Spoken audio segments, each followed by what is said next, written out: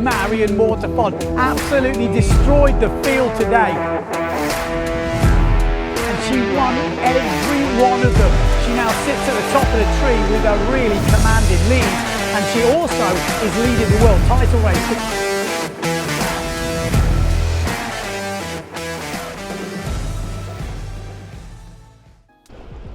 Donc le dernier événement que j'ai fait en Coupe du Monde, c'était en 2019 à Nouméa, donc c'était la finale de la Coupe du Monde. Et c'est un événement que j'ai remporté donc avec beaucoup de manches gagnées. Donc j'étais super contente de cet événement et du coup un peu déçue en 2020 de ne pas avoir pu jouer ma carte pour pouvoir remporter le titre de champion du monde parce que j'étais très proche en 2019. Et donc on a quand même réussi à faire 3 événements en France, donc le championnat de France. Donc j'ai remporté 2 événements sur les 3 et ça m'a permis de remporter le titre de championne de France. Donc c'était quand même 3 belles compétitions et ça a quand même permis de rester dans le rythme pour la compétition. Et donc j'espère vraiment qu'en 2021, la saison de Coupe du Monde va pouvoir reprendre et du coup aller chercher ce titre. Donc cette année, j'ai eu la chance de pouvoir partir à Saint-Barthélemy, à côté de Saint-Martin, pour pouvoir m'entraîner. Ça faisait quelques années que j'y étais pas allée. Et donc là-bas, j'ai rejoint Delphine Cousin, qui est ma partenaire d'entraînement, une grande adversaire, mais aussi une très bonne amie. Donc j'ai beaucoup navigué en foil et en slalom. L'idée, c'était de beaucoup progresser en foil dans la houle, parce que c'est un plan d'eau très dur là-bas.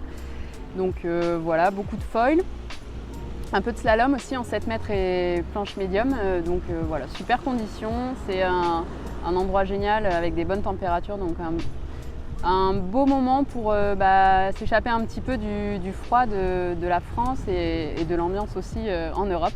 Donc voilà, j'ai eu la chance de faire ça. Et c'était une bonne entrée en matière pour cette année 2021. Un bon entraînement avec beaucoup d'heures sur l'eau. Et donc voilà, maintenant j'enchaîne avec Tenerife aux Canaries. En 2020, on a eu le temps avec Pierre de créer un club, donc le Mortefon Watersport. Donc ça nous a permis de commencer notre activité avec des cours de windsurf, des cours particuliers, des cours en groupe, débutants, perfectionnement, de faire des sessions 100% filles, de faire beaucoup de cours de foil aussi. Donc c'est un super début, une super expérience pour nous, on est très contents. Et donc en 2021, on continue l'aventure. Donc on était itinérant en 2020, on va continuer à se déplacer sur les spots. Mais on aura aussi une base fixe qui sera à la plage de la Vieille Nouvelle, donc notre spot de prédilection et notre home spot.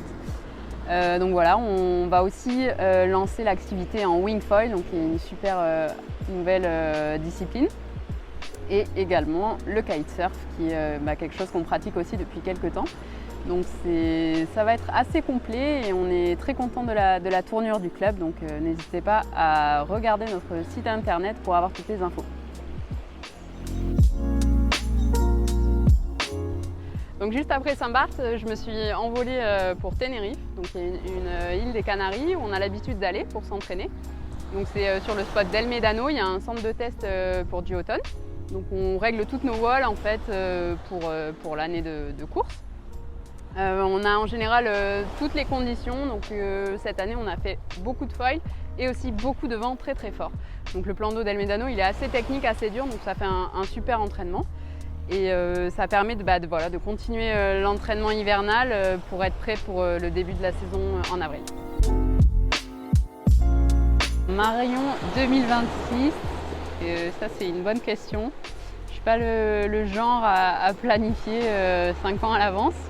Si on m'avait dit il y a 5 ans que je serais professionnelle en windsurf et que j'aurais ouvert une école de planche à voile, j'aurais pas forcément pensé. Donc après, c'est les différentes opportunités qui vont se présenter à moi, mais je me vois bien travailler une bonne partie de l'année pour faire une saison d'été, à essayer de développer mon club et puis pourquoi pas le reste de l'année voyager et pourquoi pas avec ma famille.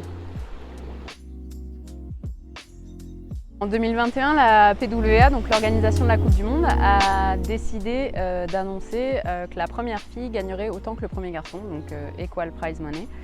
Donc c'est une grosse nouvelle pour le monde du windsurf.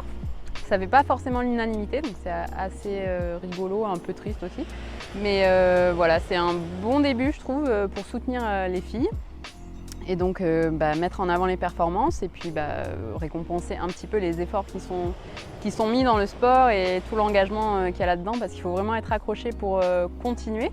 Donc voilà, super nouvelle, et on va voir comment ça se passe en 2021.